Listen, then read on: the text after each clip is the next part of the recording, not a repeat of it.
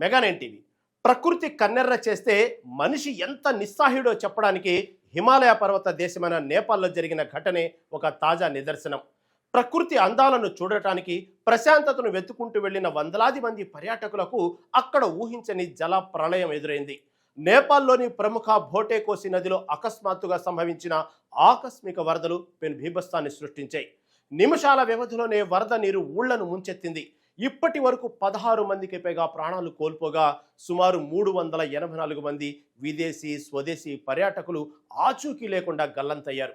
అసలు ఈ ఆకస్మిక వరదలు ఎందుకు వచ్చాయి? భోటేకోసి నది ఎందుకంత ఉగ్ర రూపం దాల్చింది? అక్కడ చిక్కుకుపోయిన పర్యాటకుల పరిస్థితి ఏంటో ఇప్పుడు చూద్దాం.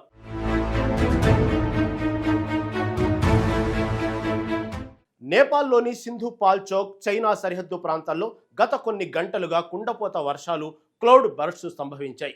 పర్వతాల పైభాగంలో కురిసిన భారీ వర్షాల కారణంగా భోటేకోసి నదిలోకి క్షణాల వ్యవధిలోనే రికార్డు స్థాయిలో వరద నీరు వచ్చి చేరింది. వరద ప్రవాహం ఎంత భయంకరంగా ఉందంటే నది పరివాహక ప్రాంతాల్లో ఉన్న ఎన్నో గ్రామాలు, హోటళ్లు, రెస్టారెంట్లు చూస్తుండగానే నీటి ప్రవాహంలో కొట్టుకుపోయాయి. రాత్రికి రాత్రే వరద ముంచెత్తడంతో ప్రజలు ప్రాణాలు అరచేతులు పెట్టుకుని ఎత్తైన ప్రాంతాలకు పరుగులు తీశారు. నిద్రపోతున్న సమయంలో వరద రావడంతో 16 మంది వరద నీటిలో చిక్కుకొని ప్రాణాలు కోల్పోయారు. వందలాది ఇళ్లు పూర్తిగా నేలమట్టమయ్యాయి.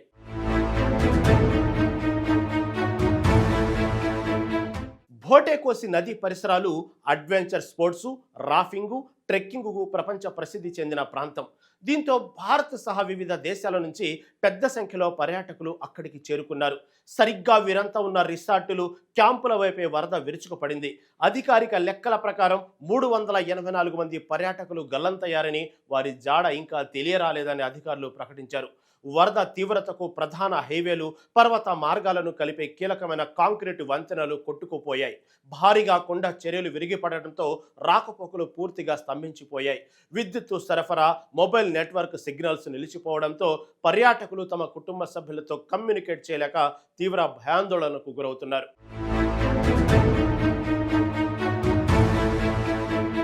పరిస్థితి విషమించడంతో నేపాల్ ప్రభుత్వం అత్యవసర పరిస్థితిని ప్రకటించింది.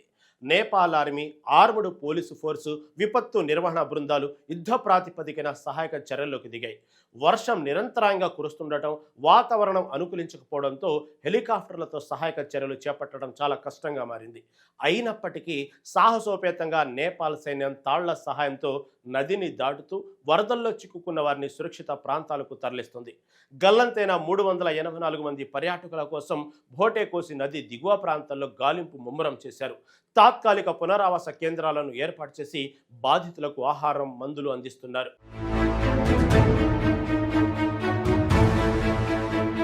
హిమాలయ ప్రాంతంలో ఇలాంటి ఆకస్మిక వరదలు రావడం ఇటీవలి కాలంలో చాలా ఎక్కువైపోయింది.